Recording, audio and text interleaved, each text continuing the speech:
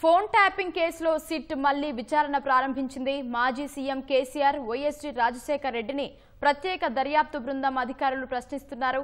మరిన్ని తాజా వివరాలు మా ప్రతినిధి నాగార్జునను అడిగి తెలుసుకుందాం. నాగార్జున, చెప్పండి, కేసీఆర్, వైఎస్టీ రాజశేఖర్ రెడ్డిపై ఉన్న ప్రధాన ఆరోపణలేంటి?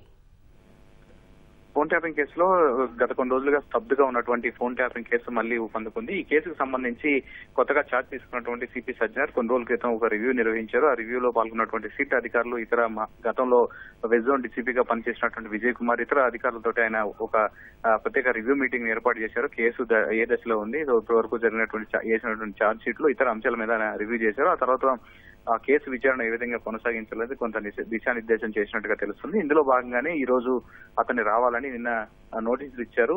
అతను ప్రస్తుతం అతన్ని విచారిస్తున్నారు. అతనికి స్టేట్మెంట్ ను కూడా రికార్డ్ చేస్తున్నారు. సో ఫోన్ ట్యాపింగ్ కేసుకు సంబంధించి గతంలో కొంతమంది ఎవరైతే ఈ ఫోన్ ట్యాపింగ్ బాధితులు ఉన్నారో వాళ్ళందరినీ క్రమంగా వరుస పద్ధతిలో విచారిస్తూ వస్తుంది. ఈ కేసులో ఇప్పటి వరకు 4 పోలీసు అధికారులు అరెస్ట్ అయ్యారు. వాళ్ళని సస్పెండ్ కూడా చేయడం జరిగింది. సో ఇప్పుడు వాళ్ళ దగ్గర సేకరించిన సమాచారం ఆధారంగా ఫోన్ ట్యాపింగ్ చేసినటువంటి డేటా అంతా కూడా అందులో ఎవరెవరు ఉన్నారో వాళ్ళ బాధితులందరినీ వాళ్ళ వివరాలు కూడా వాంగ్మూలం తీసుకున్నారు. ఫోన్ ట్యాపింగ్ పై గతంలో పోలీసులకు ఇచ్చినటువంటి ఫిర్యాదుల భాగంగా అప్పుడు ఎవరైతే తమ ఫోన్ ట్యాపింగ్ గురైందన్నారో పోలీసులు వెరిఫై చేసిన దాన్ని బట్టి అప్పుడు కొంత హార్డ్ డిస్క్ లో కొంత సమాచారం సేకరించిన దాన్ని బట్టి ఒక్కొక్కరుగా వాళ్ళని పిలిచి విచారించారు. వాళ్ళ వాంగ్మూలాన్ని రికార్డ్ చేశారు. సో ఇప్పుడు తాజాగా అప్పుడు కొన్ని ఛార్జ్ షీట్లు ఫైల్ చేశారు. కొన్ని రిమాండ్ రిపోర్టుల్లో ప్రత్యేకంగా బీఆర్ఎస్ సుప్రీం అనే పదాన్ని వాడారు. అంటే ఇన్ఫాక్ట్ కేసీఆర్ పేరుని పరోక్షంగా వినియోగించారు. కేసీఆర్ చెప్పినట్టే మేము చేశామన్నట్టు అప్పుడు బీఆర్ఎస్ సుప్రీం చెప్పినట్టుగా మేము చేశామని అప్పుడు రాధాకిషన్ రావు దాంట్లో పేర్కొన్నారు. ఆ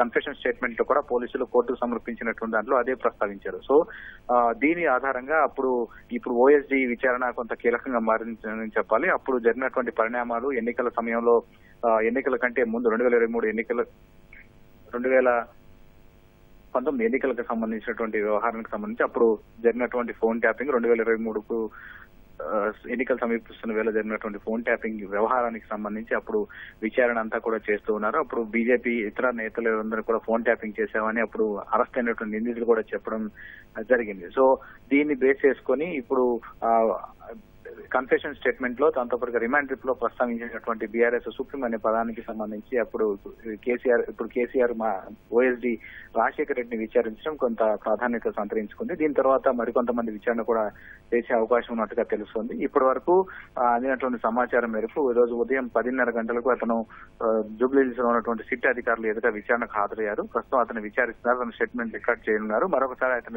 అతన్ని పిలిచే అవకాశం కనిపిస్తోంది. అతని నుంచి కొంత సమాచారాన్ని సేకరించాలని భావిస్తారు. అప్పుడు రాధాకిషన్ రావు ఇచ్చినటువంటి స్టేట్మెంట్ రెగ్యులర్ గా ప్రధాన నిందితుడు ప్రభాకర్ ఎవరైతే ఉన్నారో ఆయన రెగ్యులర్ గా సీఎంఓ ఆఫీస్ కి అక్కడికి వెళ్లి ఆయన ముఖ్యమంత్రిని కలిసేవారని అప్పుడు అందులో ప్రస్తావించారు. సో దీన్ని బేస్ చేసుకుని ఇప్పుడు ఉన్నటువంటి ఓఎస్డీని ప్రధానంగా విచారణ చేయడంతో కొంత ప్రాధాన్యత సంతరించుకుంది. దీని తర్వాత మరికొన్ని విచారణ కూడా జరిగే అవకాశం మనకు కనిపిస్తుంది. మరొక గంట పాటు అతన్ని విచారించిన తర్వాత మరొకసారి విచారణకి హాజరు కావాలని అతనికి నోటీసులు ఇచ్చే అవకాశం మనకు కనిపిస్తుంది. సో మొత్తానికైతే కొన్ని నెలలుగా స్తబ్దుగా ఉన్నటువంటి ఫోన్ ట్యాపింగ్ కేసు మళ్లీ ఊపందుకుంది. ధన్యవాదాలు నాగార్జున.